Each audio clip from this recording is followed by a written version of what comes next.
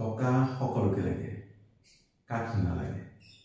সেয়েহে আজি এই বাস্তুশাস্ত্ৰৰ এই এপিসোডটো মই আপোনালোকক কম টকা উপাৰ্জন কেনেকৈ কৰিব পাৰি বা বাস্তুৰ কি নিয়ম মানিলে আমাৰ ঘৰলৈ টকা বেছিকৈ আহিব। গতিকে আজিৰ টপিকটোৱে হৈছে টকা আৰু পাকঘৰ। আচলতে পাকঘৰেও টকা অহাত বহুত বেছি পৰিমাণে সহায় কৰে।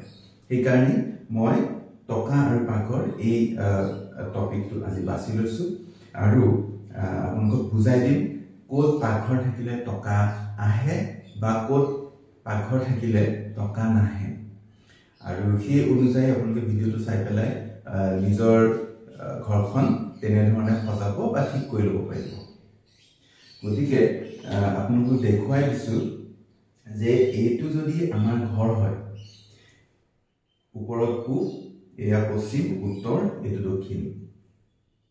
পাকঘৰ ক'ত হ'ব নালাগেটো প্ৰথমতে কৈ লৈছোঁ। যদি মই এটা ভাগ কৰি লৈছোঁ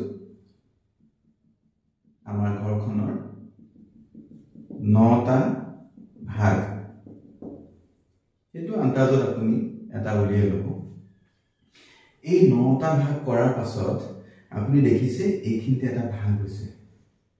এই ভাগটোত যদি পাকঘৰ আহে তেন্তে একেবাৰে বেয়া, একেবাৰে টকা পইচাটো নাহেই, অন্য কোনো ধৰণে আপোনাৰ ঘৰলৈ সুখ নাহে।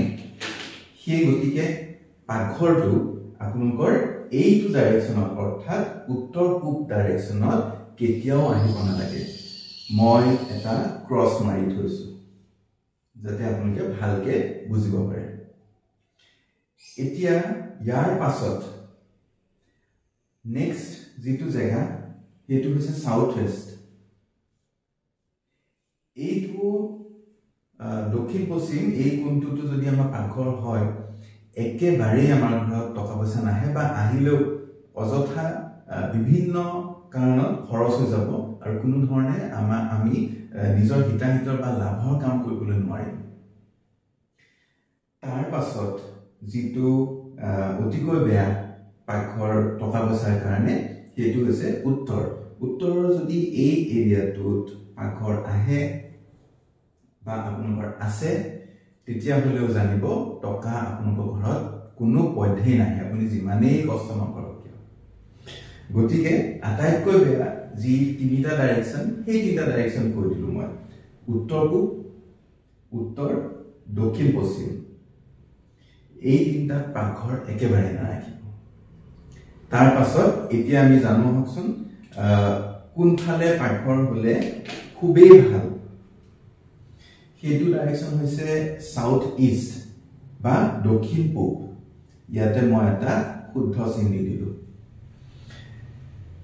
এইটো ডাইৰেকশ্যনত যদি পাকঘৰ হয় আপোনালোকৰ টকা পইচাও আহিব, সম্পত্তিও গোট খাব আৰু অন্যান্য বহু ফালৰ পৰা আপোনালোকে আগবাঢ়ি যাবলৈ পাৰিব।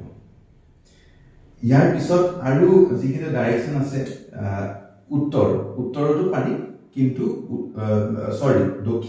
দক্ষিণতো পাৰি, দক্ষিণ পূবত বেছি ভাল।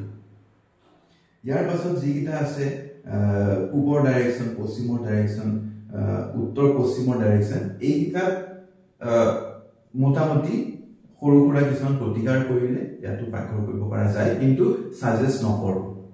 যদি একেবাৰে অসুবিধা তেতিয়াহে পূবত বা পশ্চিমত আপোনালোকে পাৰে, কিন্তু ছাজেষ্ট নকৰোঁ। পৰাপক্ষত আপোনালোকে দক্ষিণ পূবতেই পাকঘৰটো কৰক। আশা কৰিছোঁ এইটো আপোনালোকে ভাল পাব। আৰু চবতকৈ ইম্পৰ্টেণ্ট কথাটো হ'ল যে মই আপোনালোকক এতিয়া প্ৰতিকাৰৰ কথা কোৱা নাই।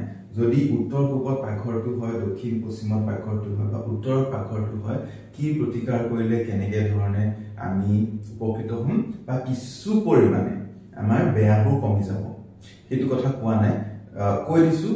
এতিয়া শুনক, উত্তৰ পূবত বা দক্ষিণ পশ্চিমত যদি পাকঘৰ আছে তাৰ প্ৰতিকাৰ একেবাৰেই নাই।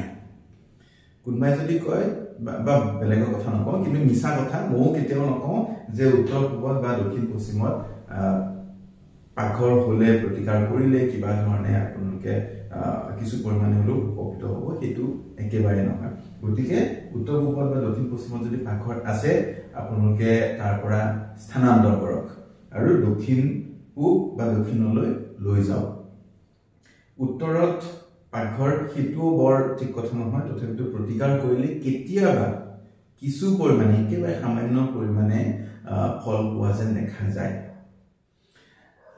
এতিয়া প্ৰতিকাৰ কি কৰিব কেনে ধৰণে কৰিব বা পূবত যদি আছে তেতিয়াও মোটামুটি ফল পাব আৰু বেছি ফল পাব কাৰণে কি কৰিব পশ্চিমত যদি পাকঘৰ থাকে তেতিয়াও কি কাম কৰিলে আৰু বেছি ভাল ৰিজাল্ট পাব টকা পইচা বেছিকৈ আহিব সেইবোৰৰ কাৰণে ভিডিঅ'ত কোৱাৰ কাৰণে অকণমান অসুবিধা গতিকে আপোনালোকে যদি পাৰ্চনেলি কনচাল্ট কৰে খুব বেছি ভাল হয় আৰু এইখিনি কৈয়ে আজিৰ এপিছডটো মই সামৰণি মাৰিছোঁ